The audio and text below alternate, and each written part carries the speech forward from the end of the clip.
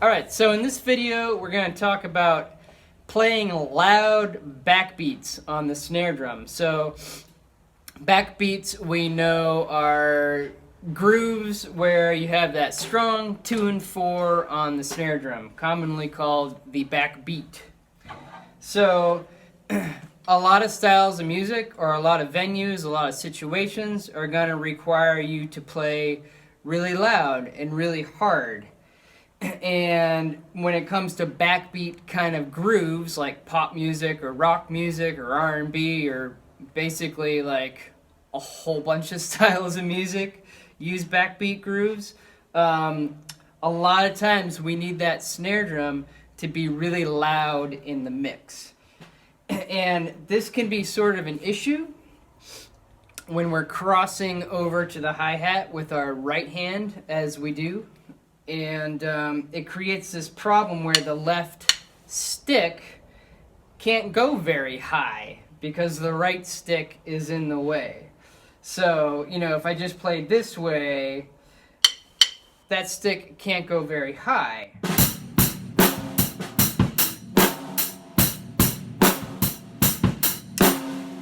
Right, and that last one I actually ran into the stick. It's in the way, right?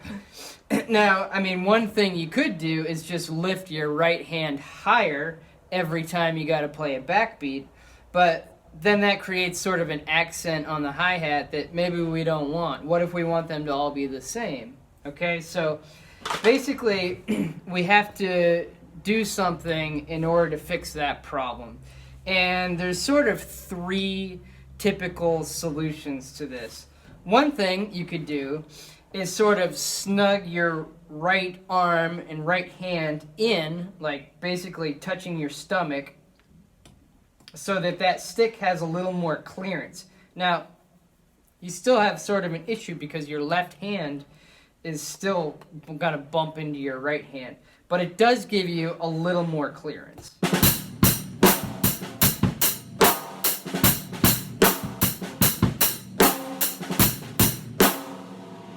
Okay, that is better than this, but it's still an issue. You still can't go as high as you want, and so that's not the best choice.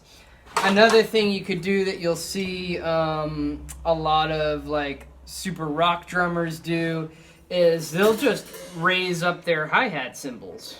So you raise them way up to like there, and then your right hand's up here, and you have more clearance.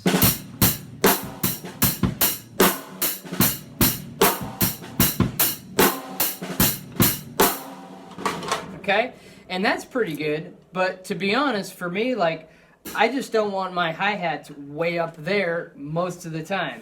I like to play dynamically. I like to play soft and medium and loud, and that kind of position only really feels good to me if I was just playing loud all the time. And the drummers that do that, they're generally that kind of drummer. They play in like one band and it's a loud rock band and they just hit loud all the time. So just putting the hi-hats up there can work for them.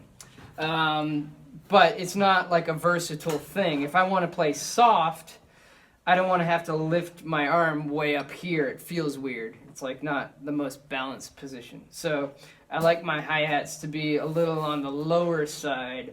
So when I'm playing soft, they're in a good position for that. So what is the best option? It's what I was demonstrating in the very start of this in the very beginning of this video, where basically you're shifting your right arm and hand forward enough so that the left stick can clear without hitting your right stick. Let me move the camera and give you a little better view of this. Alright, so now I got the camera in spot and you can see what this looks like. So again, instead of this sort of conventional position where the hands are really crossed, I'm just shifting my right hand forward. I'm sort of extending my elbow out just a little bit, and just so that left stick can clear. And this way, the left stick can go as high as you want it to and essentially get as loud as you want it to. There's no handicapped. Whereas that first version I said, where you pull in, there's still an issue. There's still this handicap of hitting your sticks and hands together. The second method, raising the hi-hats, it works, but even then, there's still a handicap, because even though I'm up here, that's still only as high as I can go. This method, you can go as high as you want with that left stick and get as loud as you want. There's no issue whatsoever. So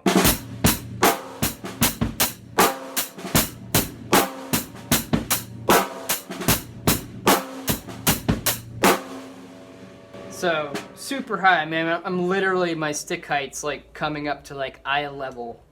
And to be honest, I've played a lot of gigs where that's the volume that's required. So it's good to get used to that position. I am the type to choose one thing that's versatile and does everything really well instead of using like a whole bunch of different techniques. So this is what I do when I need my backbeat to be super loud. I do come back to this sort of conventional position when I'm playing soft, just because it's more comfortable. It's a little more balanced. I don't have to extend and hold out my arm. So I do use both of these methods. To practice this, again, it's just assuming this kind of position, and then literally, if you can like clear your stick by like an inch or so with your left hand, with your left stick, like that's literally all you need. We don't want to come out like way out here, like we don't want to come out any further than we have to, because it does throw our upper body slightly out of balance. So as close as possible while allowing that stick to clear and allowing the stick to still be able to hit the center of the drum. Those are all things to consider when practicing this. And I will say, it took me a while to get used to this. I think it took a good 2 or 3 months before I felt like, oh, okay, that's comfortable now. For a while, it was uncomfortable and it felt a little tweaky on my back, and my arm got tired and stuff like that. So it does take a little while to get used to this position. But anyways, so I hope I explained that well. And that's the best way to get your backbeats super loud when you need them to be. All right, see you next time.